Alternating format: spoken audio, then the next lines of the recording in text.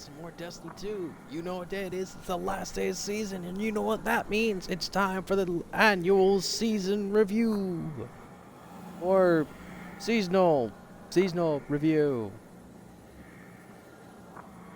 Damn, I should really work on my intros. Anyways, welcome back to Destiny 2. Today is unfortunately the last day of season of freaking... what's this called? Season of Lost? What's this called? Season of the something. Season 16, Season of the Risen, where the next season will release within the next 11 hours, and I cannot wait to play that. And maybe record it. I have some questions about recording this season. I'm not gonna lie about that. But before we get into the next season, we obviously gotta talk about this current season, am I right? Season of Lost, where basically we're given one of the first seasons ever to completely direct ourselves to the attention of what happens elsewhere in the universe, whilst also acknowledging what the fuck's happening currently in the main story. Which is the first, just one of the times we've done this since the beginning of Destiny Goddamn 2. Which so far I have to give that a props and bravo over to freaking Bungie, as well as everyone that works there. So congratulations on making one of the first ever DLCs in which we finally continue to use the helmet, a brand new and a very darker and cryptic and evil manner, if you don't mind me asking. Feels like the tower is going more and more into the dark side, Emperor Palpatine style of Tory mode. However, it does allow us to reuse the helm, whilst also giving us reasons as to why we kind of sectioned off everything else, which makes more sense. Honest to God, I thought we were about to get rid of the helm entirely, which felt like a bad idea from the start, since this was actually one of the best intermediate missionary places that we've gotten in, well, a very long time. It first started off with the Black Armory, and then Joker moved into his own little area. Sorry, not Joker, Drifter. And then, of course, Benedict 9940 even moved into his brand new section of the tower. But alas, his area kept getting filled with more Easter eggs each and every other season. Storytelling at its finest. But enough with the past. Let's move on to the great and awesomeness of this current season. I'll be going down to the 9 and the 5s about how this season was awesome, and of course a few minor issues with the storytelling, as well as the predictability for what's going to happen next season. But you know, pros and cons happen with every single game. Am I right, or am I wrong? Honestly, God, I'm freaking right. But anyways, Season of the Lost was the first season that we'd actually gotten the ability to get a kind of narrow formation of what's happening at a different side of the universe, whilst involving what's happening with the primary story mode. No offense, Bungie, but this is kind of the first time you've done this. Maybe second or technically third time. But even then, this is the first time we've ever gotten an actual direct nod to the primary story mode. Season of the Lost directly acknowledges, hey, Savathun has created a light hive, and unfortunately, we need to take them out. They have a plan. We don't know what the plan is, but we're about to find the fuck out. Which is fantastic, because unfortunately, every other DLC in this game barely acknowledges what happens in the primary DLC. I mean, for God's sakes, in years 3 through 4, when Shadowkeep was a thing, freaking Season of the Vex barely did anything. Sorry, not Season of the Vex, Season of the Undying. Season of the Undying barely recognized the partake in the events that happened in Blaze Shadowkeep. And unfortunately, Season of the Hunt didn't even acknowledge freaking Beyond Lights whatsoever, which is my primary complaints for both Season of the Hunt and Season of the Undying. They had little to nothing to talk about Shadowkeep or Beyond Light. In fact, Season of the Hunt had little to nothing to do with Bloody Beyond Light. After we acquired Stasis and beat the ever-living crap out of Aramis, we pretty much just went over to the Tangled Shore to say, yeah, let's become an Aram boy for a spider, because, you know, that makes sense. Oh, and let's also just befriend this guy that looks an awful lot like Ultrasov. It was Ultrasov all along. This time, immediately right as the season begins, we're basically told, hey, the Witch Queen Savathun has the Hive Light, and we deal with that side of the story with Ikora. And then Zavala comes in saying, okay, while they're going to deal with the Witch Queen, we're going to deal with the Light Hive. They have a plan. They're infecting the EDZ, the Cosmodrome, and the Moon, and we don't know what that plan is. Something's happening, and we don't know how to deal with it. So, we're going to deal with it with some best friends of ours, because, you know, why not involve Keitel for more of our Vanguard-esque storytelling? You want to go listen to And not only do they do a fantastic job by involving the Cabal and actually giving us the one thing the Cabal always wanted back in Season of the whichever season it was that Keitel got involved in. I believe that would be, what, Season 13, 12, 12. I believe it was season 12. We can all agree, season 12, which is in which Keitel got involved, it gave us a grand perspective as to who Keitel was as a character. Prideful and trying to hold on to her customary ways, whilst also realizing that her ways, although are helping her sustain her pride as well as her kingdom, but unfortunately she's winning a losing fight. She needs some form of success that can help her take on the enemy known as the Hive. She wants to go home. She wants to have a home, and unfortunately, Keitel and the Red Legion, or the Blue Legion as they're now being called, is unfortunately losing the fight, and there's very little that anyone can do about it. Keitel needs an allegiance with the Guardians. Fortunately, because of everything that's going on, Saladin, Zavala, and Osiris/Crow all agree that they cannot trust the Cabal. They don't want to go all-out war with them, but they should get a message that they're not going to do anything about the Hive. We're going to do stuff about the Hive. Just go back to the way you were back in D1 and just hibernate on the moon and practically do little to nothing, because, you know, that's all that the Cabal did on the moon. Sorry, no, Mars. Actually, no, screw it, even the moon. They hibernate on the Mars and the moon of Mars as well. Phobos, because, you know, that's always fun. Not only did this entire mission give us a fantastic idea of what's happening both with the Cabal, with the Hive, and with the Guardians, it also gave us an exponential area of what's going on elsewhere in the universe. We were finally given back Mars for the first time in forever, and not only were very little questions answered about Mars, but it raised more questions as to what the hell everyone's thinking about. We now understand that Kallus is kind of off doing his own thing, we have no idea what his plans are, but we know that he's trying to give off psychedelic impersonations of the future, making everyone believe that, yes, this propaganda must be belonging to Kallus. Let's join Kallus because this is clearly going to help us win. We don't know what it means. Well, that's a lie. We have ideas of what it means. Apparently a certain ship stealer is going to be unbroken from a case of ice. That's going to be fun. But it also just kind of shows us that Kallus is tampering with magic he doesn't understand. He's giving himself signs of the future to predict what else is going to happen. Because no offense, Kallus believed what was going to happen. It happened in the Chromicon? I believe I remember the name of the book. One second. It was an entire lore book. I believe we can look at this here in our own Triumphs page, can we not? Ah, yes, lore. Should be straight under darkness. I believe it was the Chromicon? Chromicon.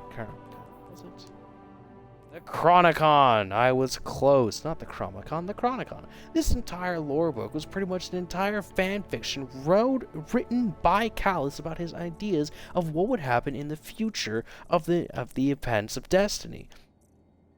Involving the death of Cayde 6, the resurrection of Cayde 6, coming into Cayde 7, the death of Cayde 7, Crow, Toland, Osiris, Mara Sov, Petra Venge, the Guardians, Zavala, Ikora. Well, Zavala and Ikora maybe not. But in the end, it just also predicted that the ending of the light and the beginning of the darkness, which was fantastic. But this also just proves that this season is making even Kallus worry. He doesn't know what's going on. All that he knows is that something is happening, and it's not happening to the way he thought it was going to happen. So he now needs to look deeper into the future, and, of course, use it as propaganda to fuel his teammates, which gives us even better idea. While Kallus is looking into the future, we need to look into the minds of our opponents so we can figure out what their plan is, which creates an uneasy tension. Kallus, dear lord. Keitel wants to use this uneasy tension to fuel our rage, to progress forward and create an unbeatable team. While the rest of the Vanguard is on edge because the idea involves taking down Hive and taking them into the power to view their minds unwillingly. It's created a very big problem. People believe that this was not the greatest, neither safest idea. We're violating our enemies. Granted, yes, we have killed them and we have murdered and mutilated their gods, which is, well, no offense, fun. That's practically a normal Tuesday afternoon to us Guardians. It's still not okay for us to do this on a regular basis. It's not okay for us to mutilate our enemies. We have to have a standards. We are not the monsters here. We're just people trying to defend ourselves from everything else. The Fallen want to take their gods back. The Cabal want to murder the place so that way they can take its domain and call it a home. I intend to destroy the light, which is the very thing we kind of live upon. And, you know, also destroy humanity, which is kind of, I don't think. Taken are just kind of a wandering force doing their own thing, and the Scorn just follow the process of power, and that power used to be the Fanatics. Unfortunately, the Fanatics kind of, you know, sawed it off, So now the Scorn are kind of following a new leader, and that leader just so happens to be the Witness, one of the many primary voices of the darkness. Oh boy, the fun we're about to have in the future. Am I right, or am I right? After the 6-week event, unfortunately the season was kind of short in my opinion, but then again we also did have a major DLC to take care of, so you know I'm not complaining that badly.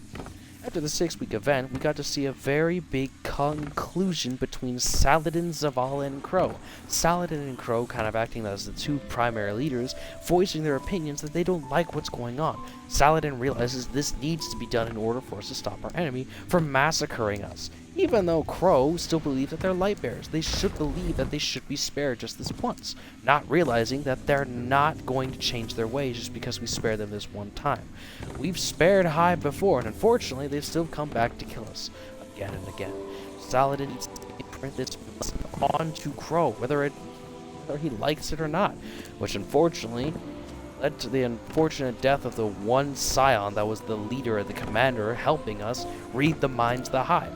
We got the mission done, but unfortunately we also ended up murdering the Scion thanks to Crow, and Crow was set to be punished by death.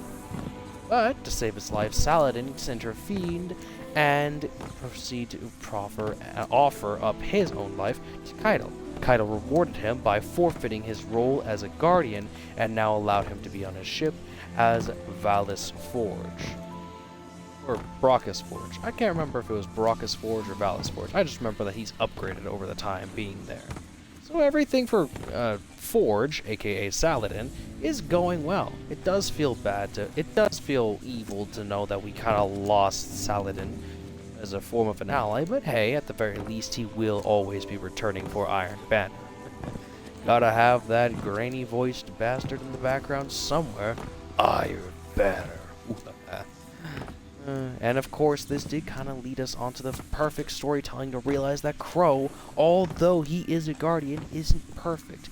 There's no way on Earth he could evidently become the next Vanguard.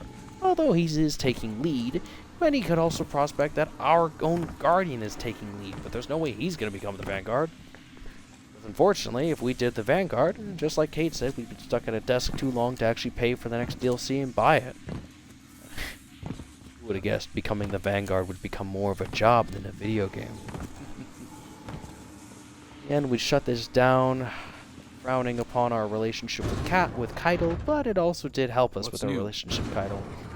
And it did show us that even though Crow is trying to become what he wants to be, the unhinged guardian like ourselves, he doesn't realize that the consequences of our actions do happen.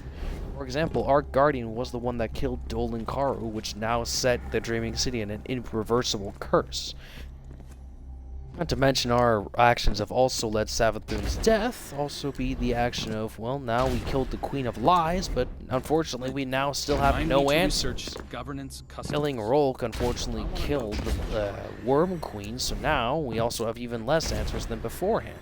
Granted, yes, I will agree, Rolk needed to die, and no more worms will still ever be spawned from the Worm Queen ever. It also put us on a hit list between all 5, or the remaining 3 of the Worm Gods that are probably still out there. It also just leads us to wonder what more things are going to happen. You know, will Titan and Io and Mercury come back? Is everyone on Mars perfectly fine, or are they gone and the planet just resumed? We don't know what's happening. All that we know is that things are happening, and we have some answers to the questions. We have theories and we have possible ideas, but unfortunately, overall, no answers. But in the end, it included us and the rest of the storytelling to be far more profitable than ideal. Basically allowed us to finally be like, okay, I can now buy the DLC, or I can finally buy the season pass and still feel included with the major story, which is something I feel the DLCs of seasons, years 3 through 4, and unfortunately 4 through 5, have barely done. Years 5 through 6, aka this year, frickin' years the Witch, seasonary years, the Witch Queen through the final shape, are finally doing a fantastic job of doing. Not only are we actually finally allowing ourselves to be involved season-wise, but also DLC-wise, we're also integrating season and DLCs. It just feels fantastic. Because again, Season of the Hunt didn't do that whatsoever. It barely regarded anything that happened in Beyond Light, even though Season of the Hunt did take place directly after Season of Arrivals. And I'm still happy that they actually did that. They finally concluded and integrated previous seasons into one another. Which, don't get me wrong, Seasons 4 through 5 story was fantastic, but it had nothing to do with the primary DLC, and treated the primary DLC as if it was a seasonal DLC, which was horrible. An absolute scrutiny and to the actual primary story of Destiny 2. To make things even worse, they did the same thing with with year 3 through 4, Shadowkeep to Beyond Light. Unfortunately, the very instant we killed a freaking, I don't know how to say this, next generation level of freaking Vex technology, practically a Vex god, we act like it never happened in the first place, and it's time to kill an old enemy that seems to be unkillable, the Undying Mind. We can't just kill him, we need to build a portal that can track him through across time, space, and dimensions, because, you know, let's screw with him personally. Overall, just seasons, how do I say this? Years 3 through 4 and 4 through 5 gave us good storytelling, but overall it felt as if either A, the seasons had nothing to do with each other, or very little to do with each other, or B, the seasons had everything to do with each other, but had nothing to do with the primary DLC, which is the primary issue I had with the seasons entirely. I'm kind of excluding year 2 through 3, aka the DLCs of Forsaken, primarily because I can understand that I don't think Bungie was intending these to have any form of forward progression up until Shadowkeep. It's kind of obvious. Forsaken had nothing to do with Black Armory. Black Armory had nothing to do with Joker's Wild. Joker's Wild had nothing to do with Penumbra, and Penumbra had little to nothing to do with Shadowkeep. So frankly, it feels almost right to kind of exclude it from the list of it had nothing to do with the primary DLC or with any previous seasonal activity. So frankly, it feels just appropriate to kind of leave them away from those lists entirely. I am also going to exclude Season 1 through 2 kind of stuff, primarily because Seasons 2 and 3, aka The Curse of Osiris and Warmind, acted as primary DLCs and not seasonal DLCs. And even then, they also did, at the very least, involve the primary DLC being the primary story mode, aka Red War, almost entirely. The only reason why Season 2 and 3 actually happened was because of the ending of the Red War. The Traveler awakened, which shook some things up. The Vex got a taste of the light, and they realized, okay, so now we know what we need to do. This is how we can pull Vex from alternate dimensions and alternate timelines into the future, and it's also how we can, you know, help ourselves to hunt down people who have the light, primarily that pesky Guardian that killed Atheon and all that. And then Season 3 was, unfortunately, the light accidentally awakened Zol and Nokris, which then sent them on a rampage throughout the North Pole of freaking Mars. Because, you know, why else? Let's not do that. Why else? Why not do that? I don't see a reason why not. So yeah, unfortunately, I will say Seasons 2 and 3 did have something to do with the primary story, while Seasons 5, 6, and 7 kind of... Yeah, those are my primary complaints. The story overall was fantastic, giving us more exclusion of why Crow isn't perfect and he's trying to be. We always thought of Crow as this do-gooder, and he has been doing good. Though for the past couple seasons, it feels like he's just been our guardian, non-stop, not failing, doing good deed after good deed after good deed. Unfortunately, this was the one season where we actually had to realize that Crow is still young. We're trying to set him up to be this next Vanguard when he realizes he's not learned enough in his lifetime. He needs to fail, and he has failed, which is fantastic. It'll allow him to progress forward to be what we need him to be in the future. A better hero, better at diplomacy, better at warfare, better at truly saying, I was Uldren Soft, now I am Crow. Judge me if you want, but I'm no longer that man. If you judge me, that shows me what type of person you are. Because I know the person who killed me, and he accepts me as Crow. Perfect storytelling of Crow's identity, molding more into Crow, being that he's no longer afraid of becoming Uldren Soft. Now that he knows that he once was Uldren Soft. Damn shame that Savathun of all people had to tell him that. Oof. And even then, the activity wasn't that bad either. The seasonal activity gave us both a brand new idea of what to do. It sent us into new locations, and even if it didn't send us into a brand new location, it sent us into a location that was changed, that fit the actual area, that made the location, a lot more interesting and fun to look at, and very distinct and different from the primary location that it originally was at. I mean, for goodness sake, this season felt a lot more intriguing than Season of the Chosen. That's what the season was. Season of... My apologies. Come on, let's talk. After all this talking and viewing of all things. Of course, Season of the Risen feels completely different compared to Season of the Chosen, primarily because of one thing. Season of the Chosen just sent us in different locations that we've been to before with different bosses that had an interesting and fun mechanic, while Season of the Risen has sent us into locations we either haven't seen before or have seen before, primarily thanks to strikes or hidden locations to previous story modes, and changed them. To mention, it's also sent us into a completely unique position thanks entirely to the mission itself. We went into the Mindscape, where we not only got to fight off multiple and large hordes of Hive, as well as the primary boss of that strike as well, but we also got to fight off Savathun with a brand new unique relic, the Synaptic Spear, which is currently what I'm surrounded with right now. It makes the entire event fun and unique, and not redoable to the point that you feel like, oh, I'm just in the Cosmodrome, or oh, I'm just in the EGZ. The moon? Who even goes to the moon anymore? It actually makes them think, wow, the moon looks different. This is kind of a cool location. It gives them the new era of Savathun in her white, gothic, almost church-like hive area, like the kind of closed cave quarters of Crota, Oryx, and pretty much the entirety of the hive normal look, where everything is like, oh yeah, we built underground castles that are dark and scary. You need night vision to look in them. It makes the area almost entirely different and feel like it's a clashing of not only colors, but it's a clashing of religions. We are the Light Hive. Yeah, well, we're the Hive, aren't we, you guys? Yes, but we're you. You know, just better.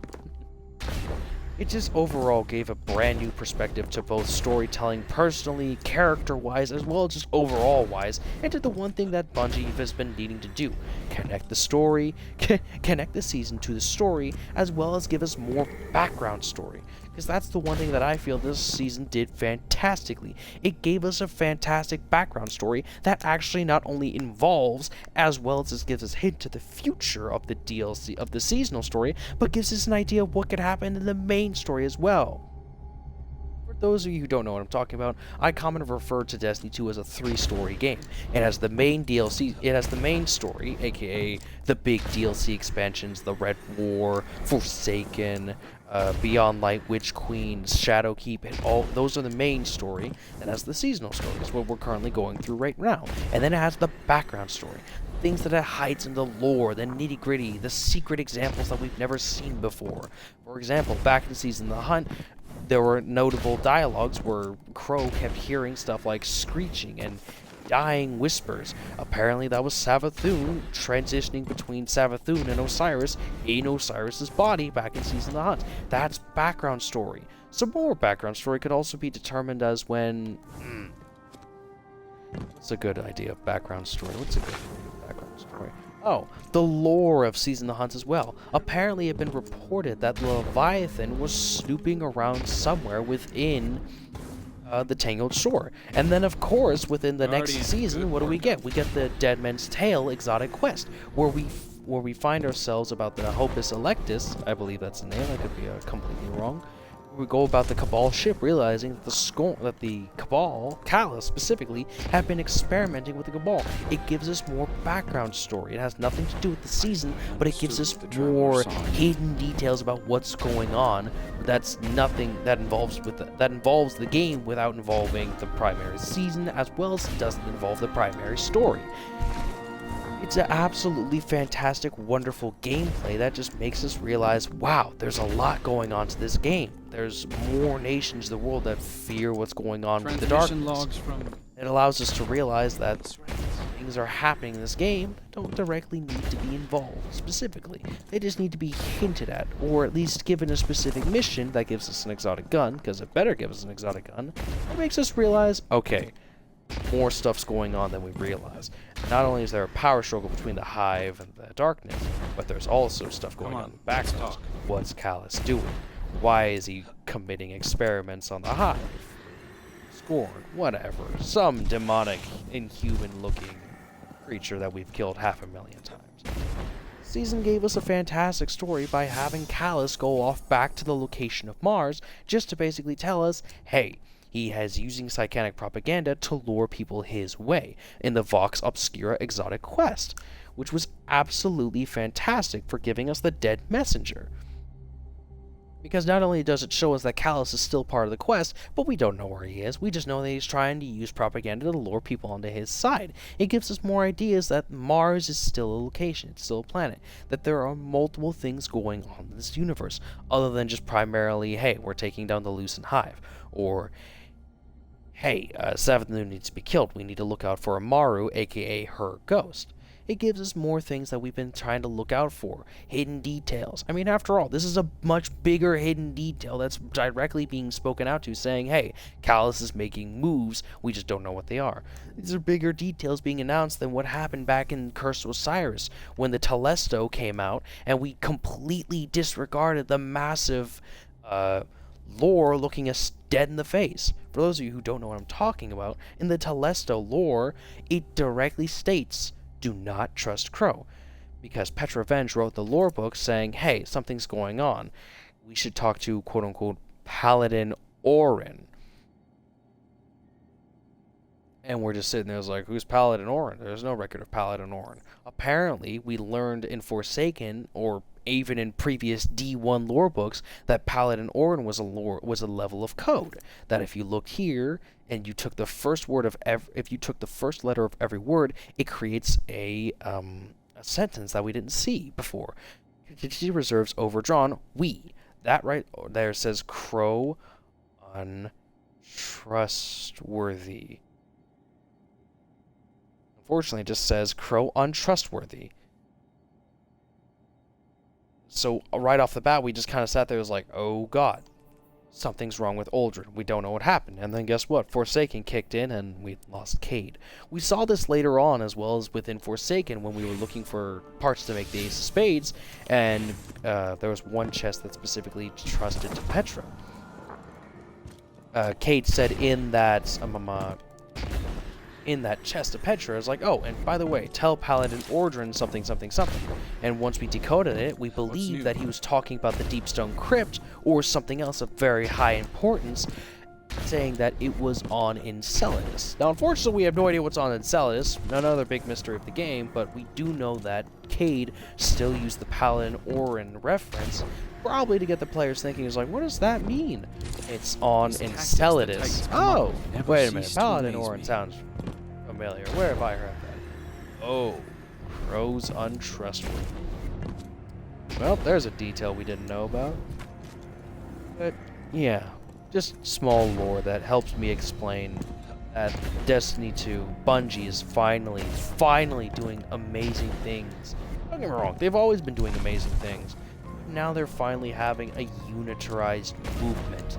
The main story, the seasonal story, and the background story all have little bits and pieces to do with each other, while also going off on their own thing. There's no offense, again, seasons, years 4 through 5 content, Beyond Lights to The Witch Queen, the seasonal story always had something to do with it, and I loved that. The seasonal story was very fantastic, primarily excluding Season of the Splicer. Nothing against Season of the Splicer story. Season of the Splicer story was absolutely phenomenal and fantastic. It has to be one of the best seasons that Destiny 2 has ever encountered, that Destiny 2 has ever received.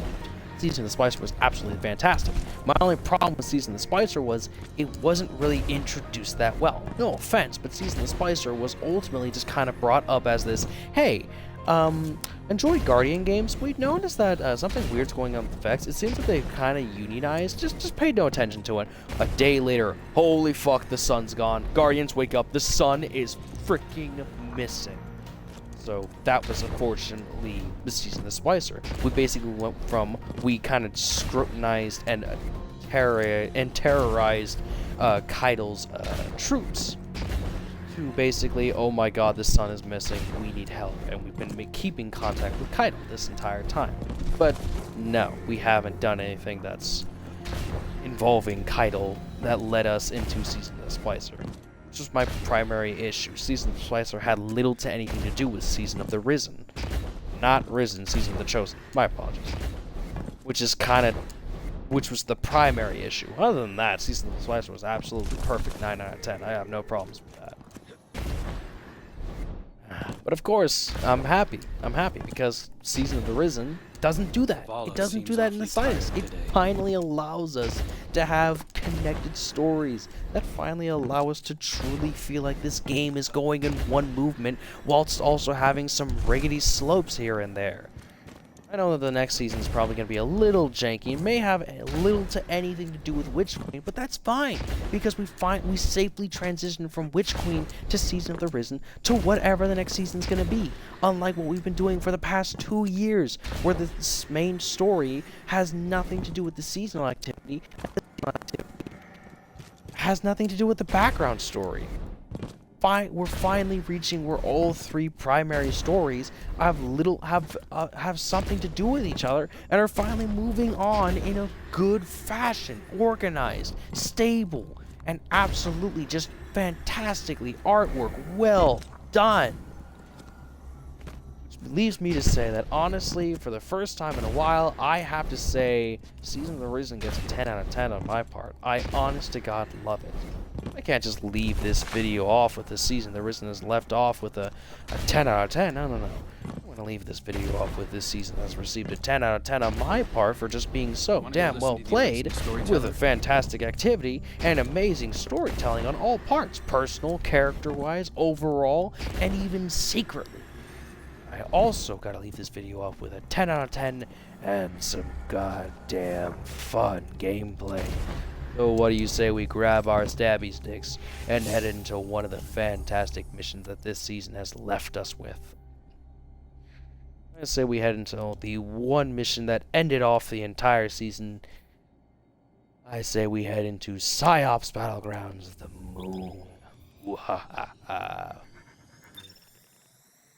Fortunately, this is not going to give me the extra secret chest at the end, but frankly, I could care less. I already have enough Psyops stuff for the season. Look at that, Guardians, right off the bat. Guardians are still playing this, even no matter how late it is in the night. Because I trust you guys right now, it is awfully late, and I'm very tired. But, hey, at the very least, I am getting back into making these videos. I'm very happy about that. What am I going to use for this? Because I am 1560, and unfortunately this activity is just going to be a good old 1350. What should I use? Messenger. I like Messenger. I haven't touched the Messenger. It's like a Trials of Osiris version of the Redrix's broadsword. Or Claymore. Either way, it doesn't really matter. And yes, I have 2 pulse rifles. Unfortunately, let's use this one. Unfortunately, they're both very good. This one's got Desperado on it, which is preventing me from deleting it because Desperado... It's amazing. And I'll use the Enigma because, god dang, I just absolutely love the Enigma. A mighty invasion force, perched on Earth's doorstep. No doubt enabled by a ritual using your stolen light. If we don't shut this down now, the Lucent Hive will retake the Scarlet Keep. And you will have traded Xivu Arath's forces for those of her sister. Better the devil we know. Shut down the Hive ritual and stop this invasion before it begins. Yes, united we stand. Oh, bring it on us. Bring it on. Empress Keitel is deploying a ruckus to assist you. I recognize him from the battlefield. A worthy ally. I could not allow these Hive to fear humanity alone. Yeah? Where the fun be in that? Oh, hello, ugly. How you doing? Oh god, you ugly. Mega Stab. Yeah. Got more.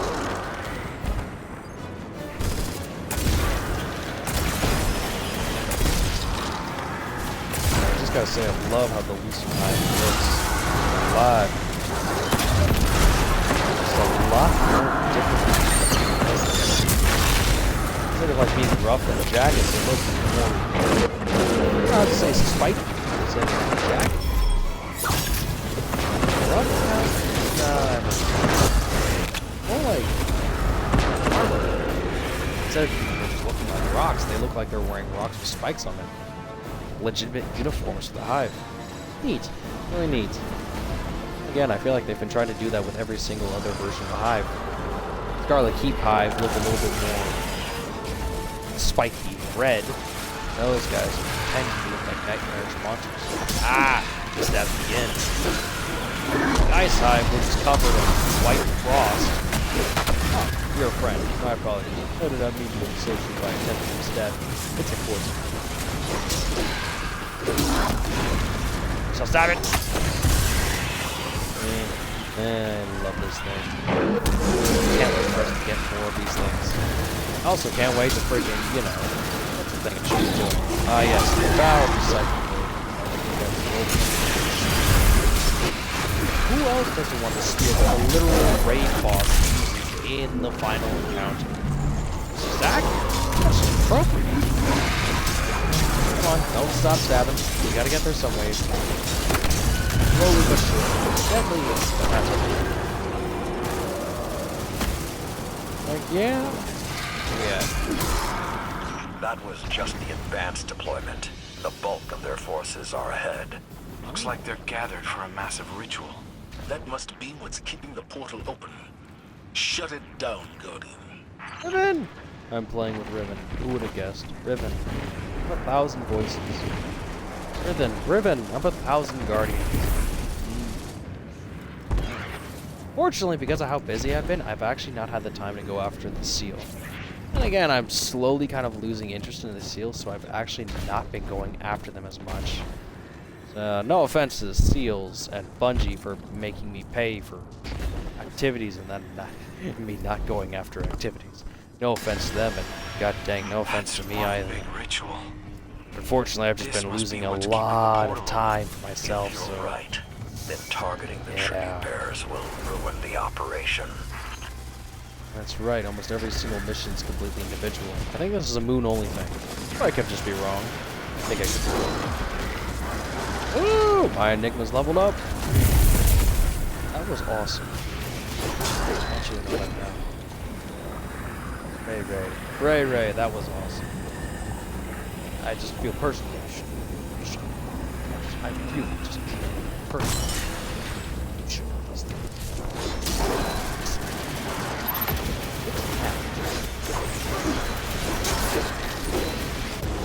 The staff train is a rolling by, along with the Trials of Epic. I have no idea how many more kills I need to get to tune this thing, so I could keep it and not delete it. Right? Ah, how does it feel to have died in a boring way? S. The burden of tribute. The thing I need, you know, to do the mission. Oh, that's right, I don't need to be over. Why am I over here?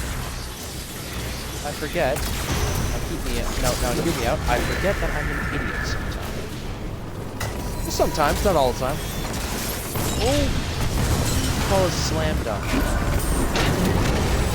As Kate once said. Hello? Die. Excuse me, sir, die. Oops, will not take my suggestions and die.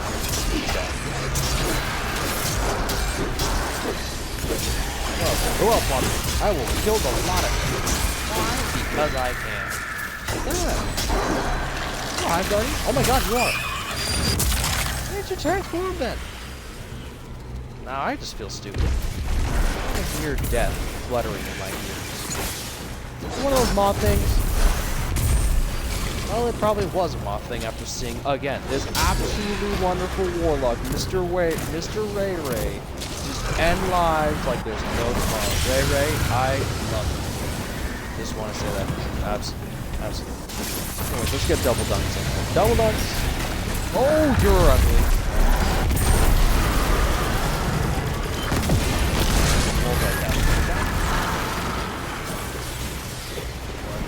You guys are awesome.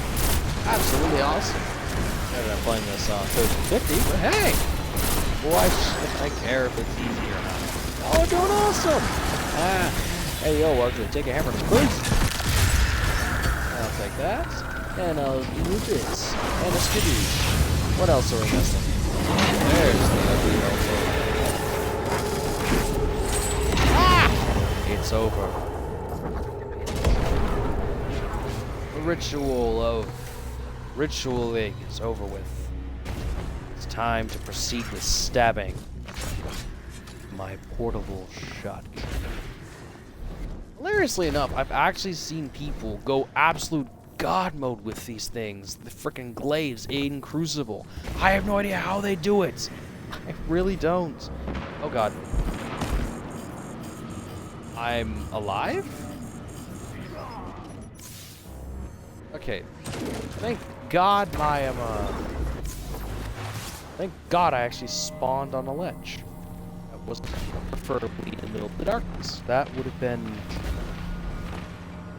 interesting. There's our target, Guardian. Our Scion allies are standing by, so be Please ready tell to me the enter line Valis is scan. still alive. Once Please you're tell me the inside, Valis is target still anything alive. to No! Sabathun. Monsters behind us. Oh, that's a problem. That's overkill. I don't care. You killed my buddy. You killed the Cabal. I will end your life. Better yet, I will end your mind. Your greatest perversion is tell your mother, then end your life. This is a Gotta make neutral this space, theirs. right? Like a temporary pocket dimension. On the It slightest. contains the minds of the Guardian and the Hive we subdued, and the influence of the Witch Queen. A neutral space? I love your optimism, bro. Now, this is just a battleground in which we can fuck shit up. Oh, look at that Nova Bomb. Plug at it. What'd you do? Plug at it. What, die? And now y'all are just so, God, lovely cooperative. What? Those psychic projections represent the Witch Queen's hold over her subject. Using the synaptic speed to sever her connection. Lore. Yes. Keep tight ritual connected. Hello, ugly. How are you?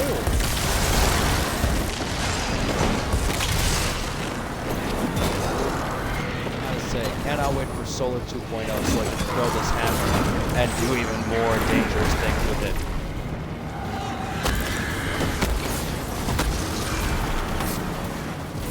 My apologies. Would you like a rocket? How inconsiderate to not qualify for the rocket plans.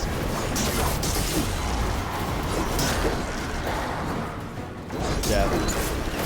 Shoot. Stab. Stab. Stab. I'm sorry, did someone say stab?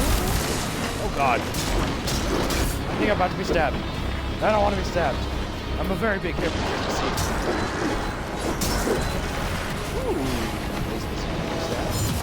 Oh, it's a very different stab. Stab, motherfucker! Stab! Stab! Ugly and you did. Holy hops! I'm jumping.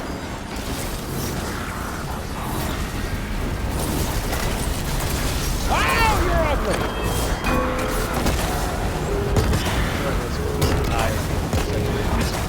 They were ugly, so I pulled out a hammer and made it fire.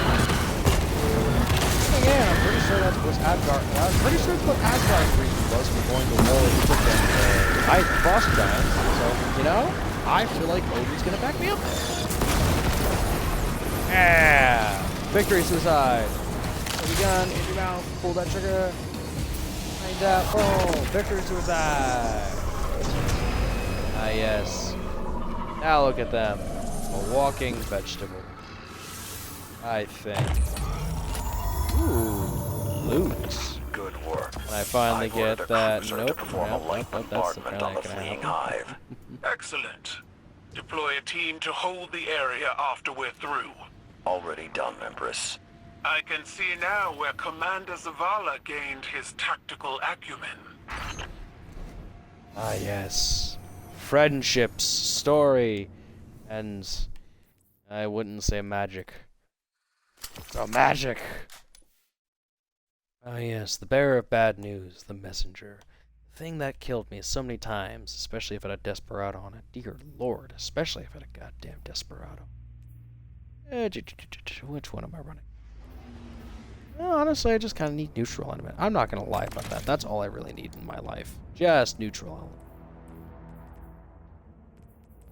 element. Alrighty then.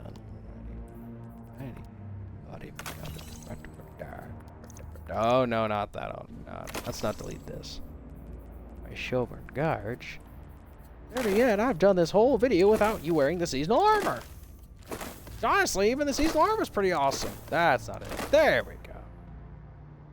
I don't know why. I kind of like... I'm not going to lie. I kind of like the seasonal armor both with and without the ornaments on. But I'm going to be 110% honest. Without the ornaments, looks awesome. With the ornaments, looks just as awesome. It's bulky on the Titans, and it's just so goddamn gorgeous. Ooh-ah. Especially this right here. This right there. Do you see that right there? Do you see what that is right there? That right there is a stabby stab. Boy, howdy do I love it. That is a stabby stab. It's a stabby stab. The only thing I don't really enjoy, personally speaking, I won't put this stink on the review, of course, you know. The only thing I gotta say I don't really like has to be the fact that the helmet goes to a Scion-like helmet. Like, that's kind of cool. But you went from this to this? Like, you went from horns? You went from a Triceratops to freaking this? No offense, but this is 10 times cooler, my god. 10 times cooler. Did I get this one? Oh, I know what that one is. Yeah, you went from that to that? That's weird, Mike. That's weird.